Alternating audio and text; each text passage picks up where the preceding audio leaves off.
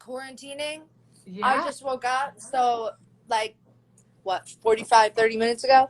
So, like, and I literally, this whole quarantine, I've been waking up at like 7 a.m. And the past 2 days, I've been waking up at like 11. And I'm so confused. And I don't know why. Weird. Like, the Like whole nobody quarantine, knows what day it is anymore, right?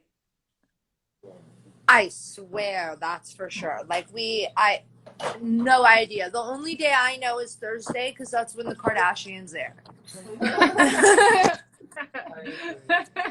That's the way to keep track of it. I love that. Well, I swear, if there wasn't the Kardashians on Thursday, I swear I don't think I know what I would have done in quarantine. well, I checked you out on your Instagram the other day, and you were doing some really elaborate face wash routine. What was that? That's Right? all Brian, my best Okay. friend Brian. Oh, Okay. there's Brian. My Hey, face. Brian. Okay, so I grew up having the worst rosacea growing up, and I also like have really bad eczema. And like so my skin's just always been like so like hard to like look. I made myself bleed this morning picking at my skin. But like I'm a picker my too. skin's It's just always been so tough. But my best friend Brian, he owns a Medi Spa, Leisure League, go people. Anyways, and he's just like him and his aunt have just gotten my skin together because like I have struggled with that my whole life. So yeah, we thought it would be fun to do like we always when we're washing our face because they basically moved into my house since the beginning of quarantine. Um, like 3 people. So we all like huddle around in my bathroom. I have 2 sinks, and then in the guest room we have 2 sinks. But we huddle around my bathroom, and we're all washing our face at night, and it's pretty funny. Like we just do masks in the evening. yes. Everything's turned into like a skincare quarantine. I I swear. liked it. I was like, it was like somehow meditative. I was like, this seems like a makeup tutorial or something. I was like, it was very Yeah, serious. well, it's so funny because we were in the mirror, like Amari, who's here always, he'll just start washing his face and then we're gonna go, hi guys, welcome to my channel. And that's what kind of like started the Instagram live thing. Because and we were like, should we go live and do the thing? Because it was just so funny. We were just sitting there pretending like we were doing these tutorials for like freaking Vogue. And it was just so funny. And anything we do kind of around the house, we'll now just start adding, pretending like it's like a YouTube video or like a I love it. tutorial. Hey guys, welcome to our channel. So today we're gonna teach you how to do the face routine. Like that's kind of we'll just do that around the house about everything. I'm telling you, I think there's something to it. I think you should really go with that because it was great. So I wanted to ask you about animal advocacy is so great, right? So I was like studying you and like how influential you become and using this platform to help animals is so cool. We've been doing it at Star 94.12. So tell me, where did that passion for animals come from? I think it came from me growing up on a farm and like riding horses my whole life. And even whenever I moved to LA, I continued riding horses from the time I was 10 to 17 religiously every day, except for Mondays, because Mondays was the day the barn was closed, horses were off. Like, you know, we would go and just like hand walk the horses and stuff. And those animals were like my life because I didn't want to be in the entertainment business at all. I wanted nothing to do with it because it hadn't treated like I wasn't even involved in it really. I was just there, part of it because that's what my family did. Um, and you know, I didn't really want that, so I went and I did my own thing as a kid. And then I don't know. I just think I just got so protective over it. I don't know, over the animals because they kind of became my best friends. So whenever I got introduced to PETA, and they reached out to me, it was funny because you know, I'm like the one PETA advocate that like isn't like vegan. And so they've like taught me how to become like pescatarian and like whatever. And I tried that forever. And like, so it was nice whenever I met them because it was fun because whenever I shot with them, they like brought all vegan food trucks and like all of that and like introduced me to like that whole world and like everything like that. Um, but yeah, my first project with them was like about dissection in schools and how that actually kills animals, you know, before you even dissect them. And you are allowed to. Oh man, I haven't even spoken about this campaign in so long. I'm like trying to think of my what like 13-year-old self-taught. It literally you are allowed to say no. Like if you're watching this and you're in school and they ask you to dissect and you feel uncomfortable. What's up, Trunks? Anyways, they ask you to and you feel uncomfortable. You can say no, and they have an alternative way for you to learn the exact same thing that everybody else is learning without you dissecting the animals in your classroom when you get back into a classroom. So yeah, and then we, you know, fuck SeaWorld. That's just a period. So we did that campaign and I feel like I'm missing one other. The elephants that you know were in the circus and shit. Like that's so fucked up the way they treat the elephants and getting them out of the circus and you know getting them where they belong and like not getting poked with these metal sticks. You know, just where they become completely afraid and that's the only reason why you know when people take their kids to go see these animals do performances, you know, the only reason they're doing it is because they're fucking terrified they're going to get jabbed with this ginormous pokey stick. And like that's what you're trying, you know, the kids and the kids and the parents, they don't really know that part. So it's cool, you know. Before I was in music and stuff, you know, I wanted to raise awareness, but now that I have the platform, that's I've always wanted to use my platform, whether it's helping animals or now it's speaking out about my own struggles with mental health and depression, and now that's kind of you know my path for now of speaking out about things and stuff that I'm passionate about. That's really brave. I mean, you're really young and going through it yourself, and to put it out there for the public to analyze you or you know or judge you or have a reaction to it or connect to you, it's really brave. Like, how did you decide to say, okay, I'm going to tell my truth? Well, not like I'm putting blame on the public, but because the public's opinion and the way that the public had treated me as a child, and the way that they would, not that it bothers me now, but you know, I like, you know, reading here in the comments, I see people talking shit about the way I look, you know, and now that doesn't faze me because I'm at this other point in my life. But had I been 13 years old or shit 15, 16, up until I got into therapy, I'm only 20. Up until I got into therapy, those people like the people that are typing right now about my face and shit, they fucked me up. And, you know, I was an impressionable little kid that was only in a spotlight, quote unquote. I hate the word spotlight. I hate the word famous. I hate the word celebrity. Like, it makes me feel uncomfortable. And it made me feel uncomfortable when I was a child because I wasn't. I just wanted to be a child.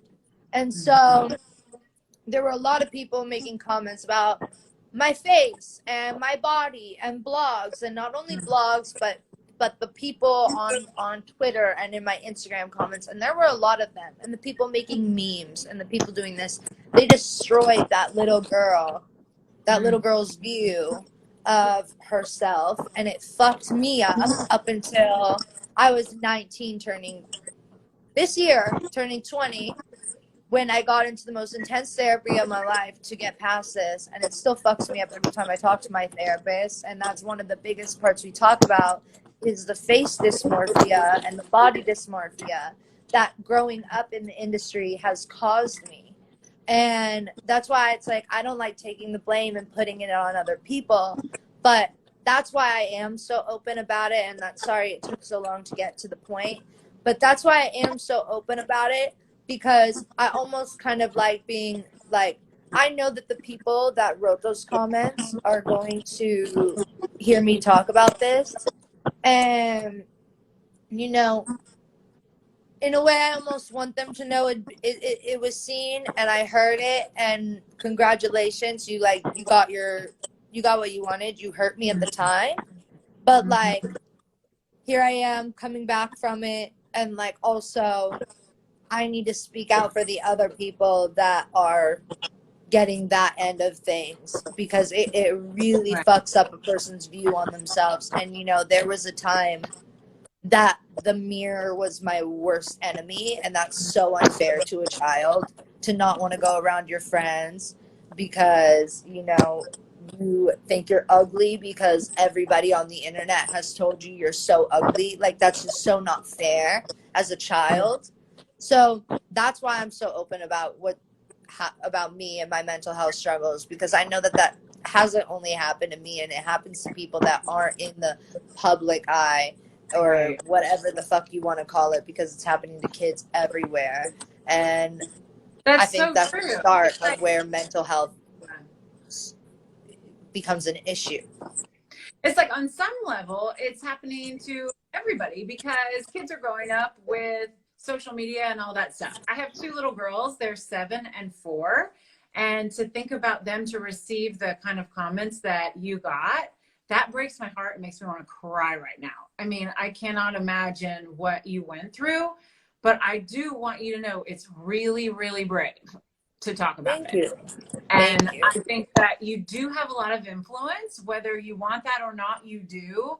And I think that you sharing and opening up helps somebody. Somebody just heard you talk about it and felt less alone and felt like more encouraged and felt more like they were going to say, like, F off to the haters, just like you are, you know, like, yeah, you're giving somebody else encouragement. And maybe they only had 2 comments on their post and you had 2 million, but those 2 comments, I think, would dig as deep for them as the that's the point, right? that's the point that I'm trying to make, is like, no matter what, words are words, and like, they're all gonna hurt. And like, also, you know, there's a lot of other reasons people could be struggling. And the you know, not only reason I have depression or anything that I've talked about is because of those comments. You know, there's other things that's happened in my life that, you know, I'm not even open to talk about. You know, there's just things in people's homes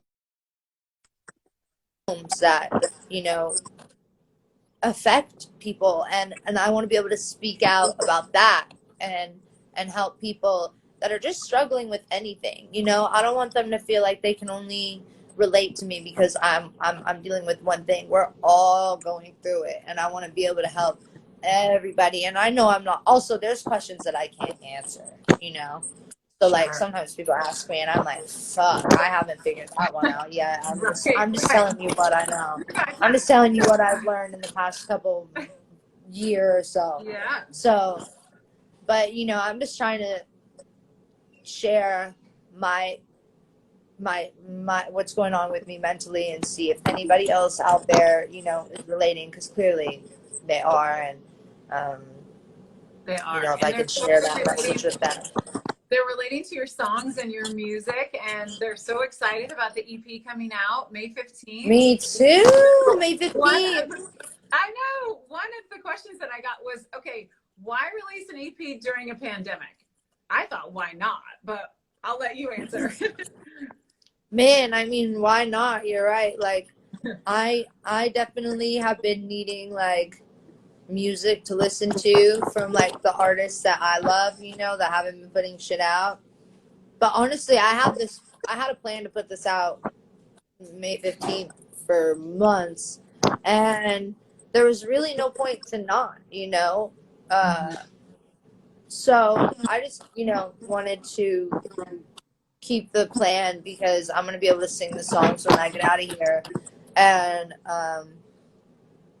also just not to hold on to shit. Let it go out so I can start making more music and evolve and put out more shit. Yeah. Okay, so question for you about your song July. We've been playing it on Star 94.1. And so tell me about recording that song. Did you guys record it together? Or how did that one all come together? No, Leon and I, Leon heard the song once it had been out, and I'd reached out asking if he wanted to hop on and become. Sorry, I'm reading these comments. Asked if he wanted to come on, and he was completely down. And honestly, I had been a fan of him for so long, and so having him hop on the record was insane. And then I got his version back, and he had this new part in there, and it honestly just like fucking blew me away. And I didn't even really. Somebody just said, "Is there a cat behind you?" No, that's a husky and another puppy. And then yeah, he hopped on, and there was this whole other. It's a chorus, but verse, call it if you will. The song is not like traditional at all in the way that it's set up, but it was incredible, and I'm so happy he's on this song. And that's something that'll, like, for me, is something that will be one of my favorite things to have happened in my career, like forever, because working with him was like working with one of my favorite artists. So you can like kind of like cross that off of a bucket list, Yeah, totally. Okay, so there's an account that's following you called Everything Cyrus, who loves you, and I promised that I would ask you what the end of everything means. She wants to know, she or he, I don't know if it's a he or she, but wants to know, well, why did you name the EP The End of Everything? The End of Everything, I named it because the title track is about exactly that. It's about the end of Earth, it's about the end of the universe, and it's about literally life as we know it and everything that we have right now, about how one day we won't be here and nothing will be here, and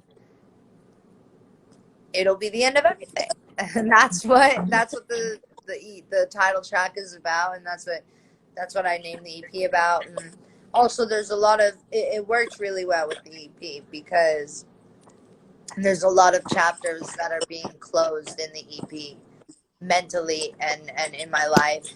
So it just kind of, I don't know, fell together whenever I had that song and that title track idea, because it just was like, it's almost like, why didn't I think of this before I had the song? Like, why didn't I name the EP with all the songs that I already had? Yeah. Okay, of course, I got to ask you about I Got So High, I Saw Jesus. Everybody wants to know about that song. I'm pretty sure I know what it's inspired by, but can you tell us a little more about writing it? Yeah. It took about 3 months to write. TJ had a dream, and when he woke up from the dream, he just kept going, I got so high that I saw Jesus. And he told me that idea. And basically, it took about 3 months to write, and I'd had this epiphany of this come to Jesus moment. And no, that doesn't mean like for anybody, this song, I always say that this song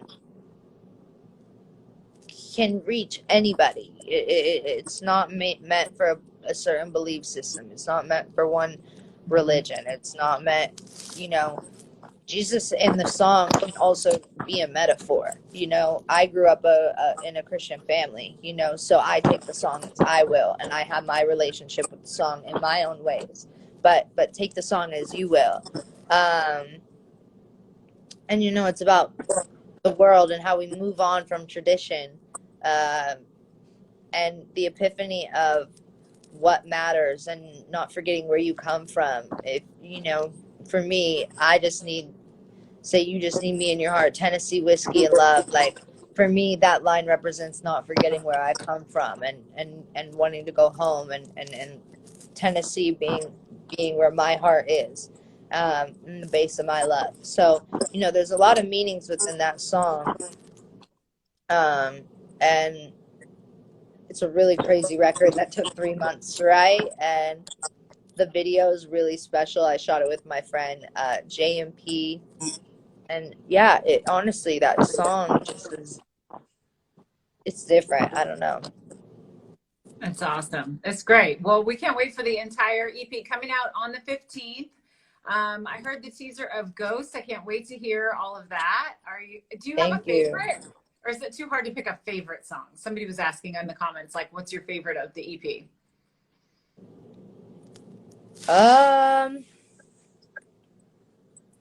Since the title tracks are out, I would say my favorites are The End of Everything, Wonder Years, Liar, and Ghost. So, 4 tracks. 4 tracks are my favorite. Awesome. Well, we can't wait for the whole thing. Thanks for hanging out today. I really appreciate Yeah. it. Thank you for having me.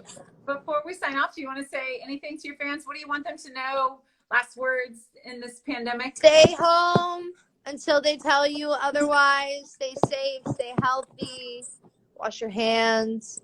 Love you all. Thank you for having me. Thanks, Noah. And yeah, bye. Thank you. Bye. Thanks. Be well.